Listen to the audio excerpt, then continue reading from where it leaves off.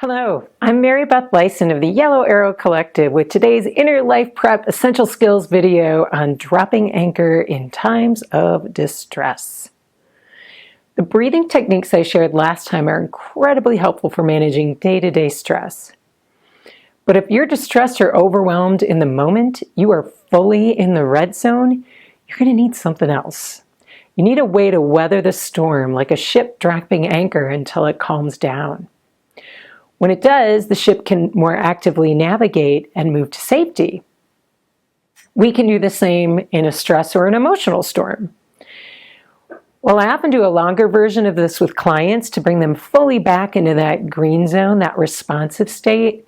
Today I'm sharing the immediate emergency part, as it's the most important in keeping you present and grounded until the distress starts to pass.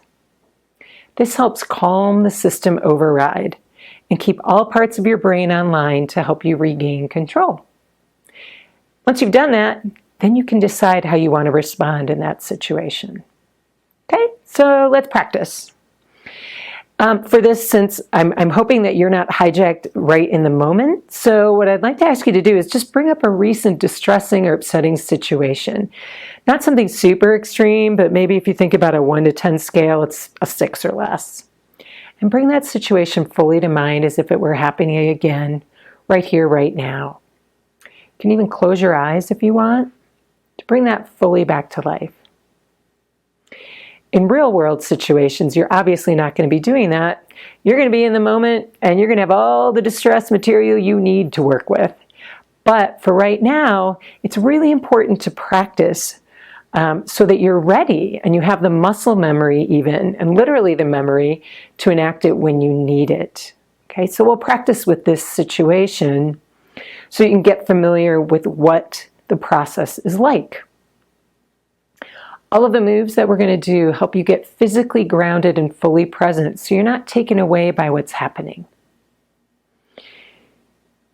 So, to start, actually you might want to keep your eyes open if you want to follow along, but I'm not doing anything super amazing, so you could probably just follow my voice as well. But start by just pushing your feet hard into the floor, feeling your feet. You might slide them back and forth or move your toes to connect, to literally feel your feet making contact with the ground. Push your hands firmly together, maybe rubbing them back and forth a bit to feel them. You could do it this way, you could do it this way. You could even push them into your lap if you're sitting down. Just want to feel your hands making contact. Feel where your body is making contact. The chair, the ground, the wall, if you're leaning against a wall. Right now I'm standing, so again, I'm really grounding into where my feet are connecting with the ground. So as I do this, I notice that there's a painful experience happening. And I also notice where my body is, my hands, and my feet. And also look around and notice 5 things you can see. Literally pick out and name 5 things to yourself. 5 things that you can see. And also notice 3 or 4 things you can hear and name them. What sounds do you hear? So there's a painful experience here, and your body in the chair or standing, your feet grounding into the floor, your hands pressing against each other, and a room around you with things you can see, sounds you can hear. All of it happening right now, bringing all of this into your awareness right now.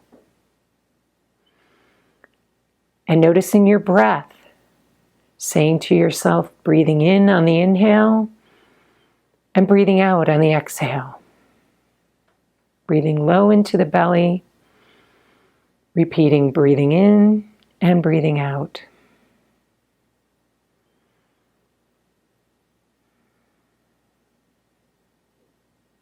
Slowing the breath as you are able, releasing the hands if you'd like, breathing in and out from the belly while repeating along, breathing in on the inhale and breathing out. on the exhale. Continuing to notice your feet on the floor, your hands wherever you place them, your body as you are breathing in and repeating the words and breathing out.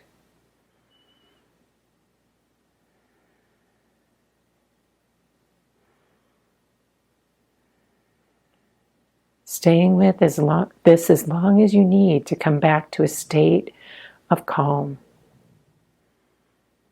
Breathing in, breathing out. Breathing in and breathing out. We'll now end the practice and just notice the specific ways that you feel different in body-mind than when you were first brought this distressing experience back to life.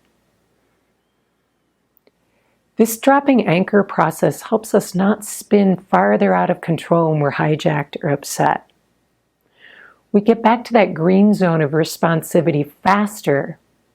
And once we're there, we're able to have more access to parts of our brain that help us choose our response, instead of reacting in ways that may not be helpful or that we may not feel so good about later. To be able to use this in a moment when you need it, you'll have to practice so that it's instilled in your mind and your muscle memory. Remembering to ground those feet, push the hands, notice what's happening in the room where your body is, becoming very present, including all of that in your awareness. It takes practice. And you need to do all that so you'll remember in the moment. While I hope you don't have to use this often, I'll be glad you have it when you do need it. So feel free to share this video and your comments, any questions that you have, anything else.